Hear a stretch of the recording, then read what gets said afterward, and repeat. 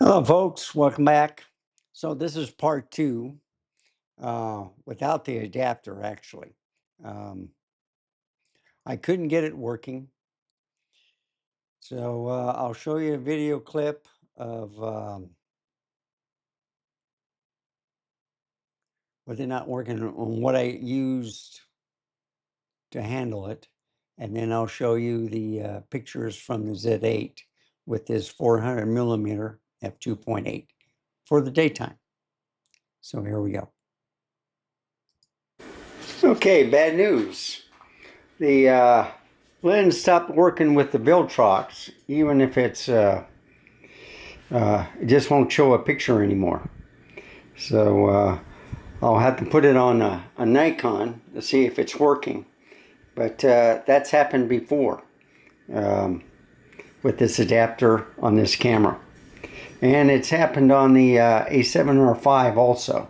So I don't know if that's a bug into the software on the Viltrox, or Sony's trying to prevent Nikon F-mount lenses to work on their camera systems. So I'm going to go outside and then mount that lens. I got it out there. So I got the Tamron 25 millimeter Zeiss Batis. Excellent lens on the Sony A7CR. So you try to do projects and it just doesn't work out, okay? That's the unfortunate thing. Now I got a new tripod. I like it. Has a leveler. You just attach it to the camera. I was attaching it to what was it?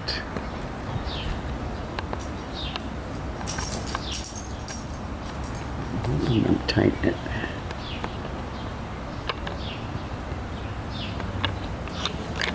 There we go. Almost.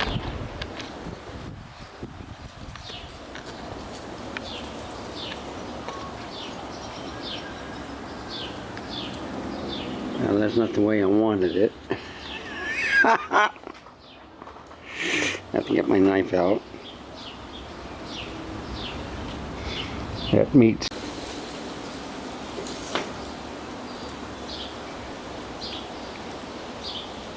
Oh, you know what? I have a key down here that I could have used on my small rig.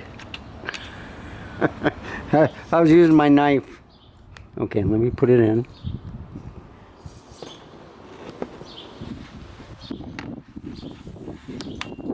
You see? It's mounted right there.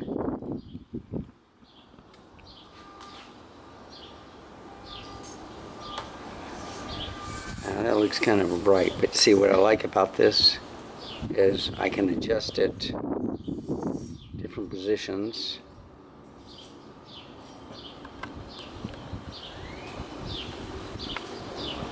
Oh, there we go. Okay, I was using the wrong one. So I'm going to mount this bad boy right here. Hopefully it's not too bright.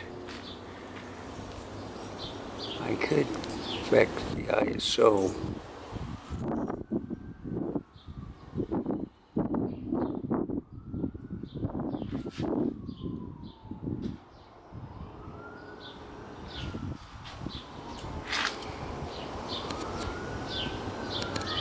That's a shutter. And well, there we go. Getting the right composure. Okay, cool. So let's get this bad boy on. Very easy process with this humongous monster. Okay. Mount it on here. It's locked in. Now just take it. That's simple. And in order to move it, swivel. And you just a little bit so you can still see. This is one heavy lens, okay, but you get the right tension, you can do it. Now, Mr. Peekaboo was up here a while ago. He was in the shade, relaxing on a limb, and then he disappeared when my camera failed. Alright? But the other reason why I was thinking of cutting down this limb, because it's blocking my view of the nest, so I have to bring the camera closer. I could put it over here, but it was in the shade. Now it's not. But you can see how big this is. And what I like about this also, with this new tripod, I can take it out. Let's take a look at it.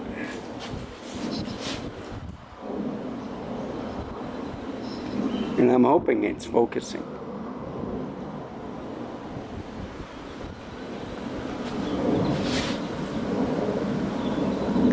I don't know. But see, the camera works. Just that the adapter and the lens stopped working. The lens will work on the Nikon. It's not going to work on the Sony camera. It worked for a while, and then when I put on another video or try to record, it wouldn't let me do it. So here's the drop-in filter. This is, you can move this to move the lens and stuff. And there's the F to Z2 adapter. So yeah, I was going to take some more pictures, but it's not working. So I'll put that in the video saying, well, it works sometimes, it doesn't work other times. So I'll go and get an update. I'm looking for Mr. Peekaboo. He's around here somewhere.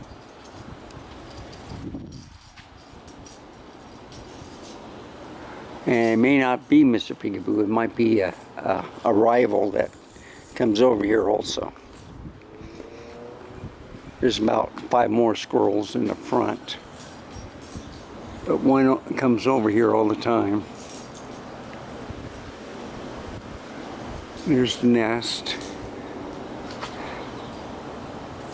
So he likes coming on the shed, and he climbs the trees, branch to branch. Jumps on my shed, and then gets on that tree, and climbs up here, and then he jumps from that limb. He has no problem jumping from the roof to there. So anyway, but the one limb I might pull down is this one right here. Okay. Yeah, just get rid of that one. But I don't know. We'll see. It's not blocking the this part right here. And my grass is starting to grow, which is good, even over there in that corner. So I have to just keep watering it. And blue flowers have gone, but they're still here. And that thing is growing like crazy. And I watered them earlier today. So anyway, now I'm going to do some shooting, and hopefully I can pick up some wildlife. Thanks for watching. Remember, stay safe, keep smiling, and I'll see you next time. Bye, folks. Have a wonderful day. Okay, so this is now the Z8. These are pictures from the Z8. Unfortunately, this failed. I will try to put it on the A7C, see if it works at all. I think it did. Somehow on the 8-bit camera, I had no problem with this lens, but with the adapter, with the A7CR and the A7R5, it didn't work. So there might be a part 3. And I'll add pictures, more pictures with macros and stuff with this 50mm macro planar. And hopefully it'll work. Anyway, let's go and look at these pictures right here by the Z8. Got to make sure my mic is working. So the 400mm f2.8 is good, but it has a problem like some other cameras with reflections and white contrast or white background subjects. I had a subject detection on, turned it off. They have nothing for vegetation. Tried on birds, airplanes. I tried everything. I just wouldn't want to focus on the flower. So I went to manual focus, okay? And this is the problem I'm having. Let's take a look at the sharpest part right here, okay? Right where the mouse is. And if I increase it, okay? That's sharp there, but the wind was blowing, okay? But you see, that still doesn't look sharp. The leaves look sharper than this flower. So I had a hard time figuring out what this is. That's what camera makers must fix. If you want to get sharp flowers in autofocus, whatever, do something. So I went to manual focus, tried, and I tried the focus peaking and stuff. It wasn't working. So I tried the magnifier glass where it opens up and then you can get it in the best as possible. So that's how I finally started getting the pictures um, working at least. So I had trouble. The red tips were sharper than this. And I was trying to focus on this and I went to over here. So I went from the autofocus all to manual focus. And then things started happening. Okay. You know, it was manual focus, autofocus, turn it off, and went directly to the manual focus. And that's where you start seeing things come sharp. There it is. And I love the bokeh in the back. Look at that. From a 400mm, what, from back 2012 when they made this lens. So this is incredible. I think that's a gorgeous picture right there. So the stuff in front, stuff in back, bokeh. And if I bring it a little bit closer, that's sharp. See, that's what I was trying to get. Okay. And the leaf is sharp. I might do something like that. I don't know.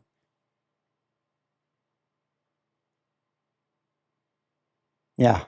Do something like this where that's sharp. This is blurred. That's sharp. That'll be my ending picture, by the way.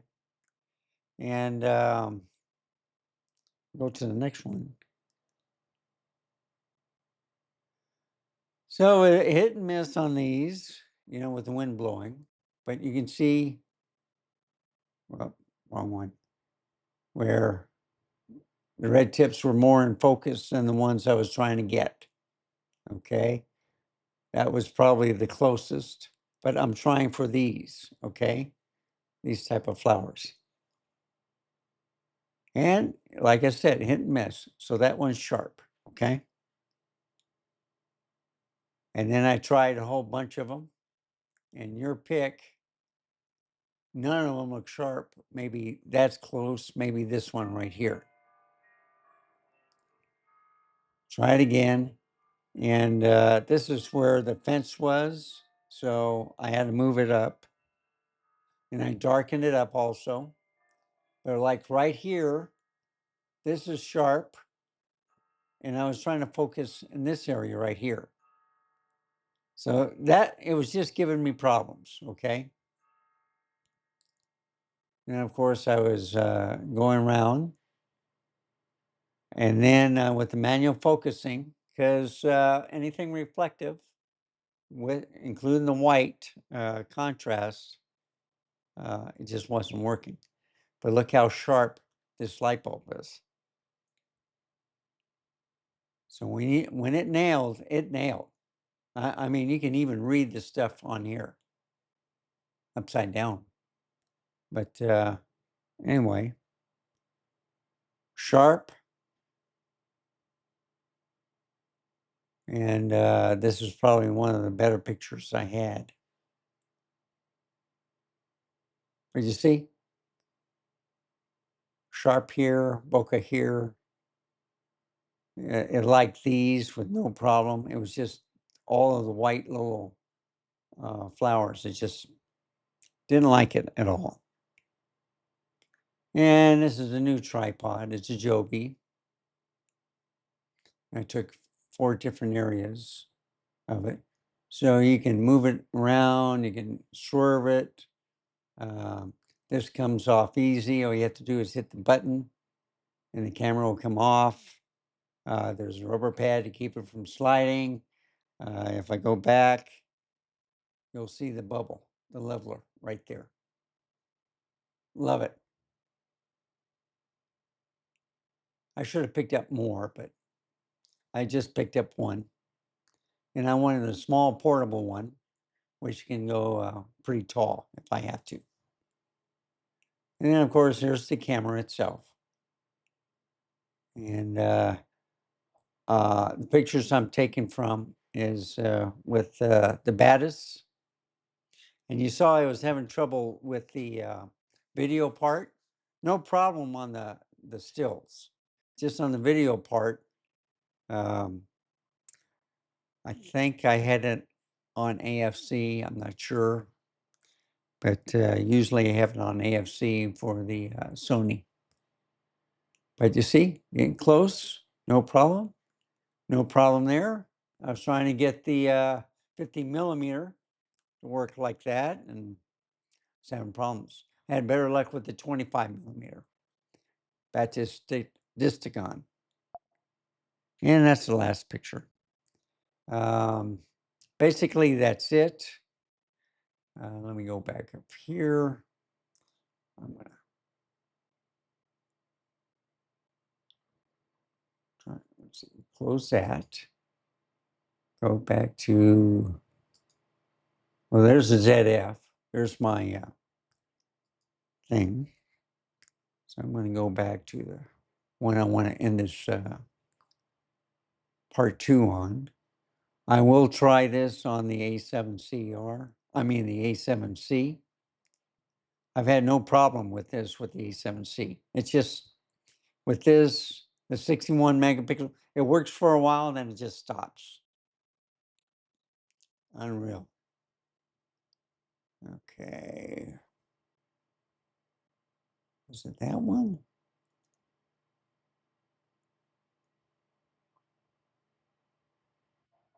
Yeah. I think it was that one, right?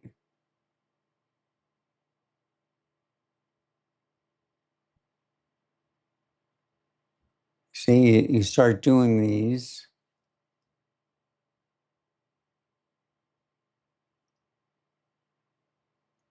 Oh, well. I'm going to go back to that purple one. See, that's not bad either. But I think, yeah, let me do that one. And I'll leave it just like that. Well, I might increase it. That's still, that doesn't look sharp. So anyhow, there you have it. I'll just leave it on that one. I can't remember the one I was using, but thank you for watching. Yeah, let me put it more in the center and down. That looks pretty good. Let me go here. Stay safe. Keep smiling. I'll see you next time. Like I said on the video. Bye, folks. Have a wonderful day.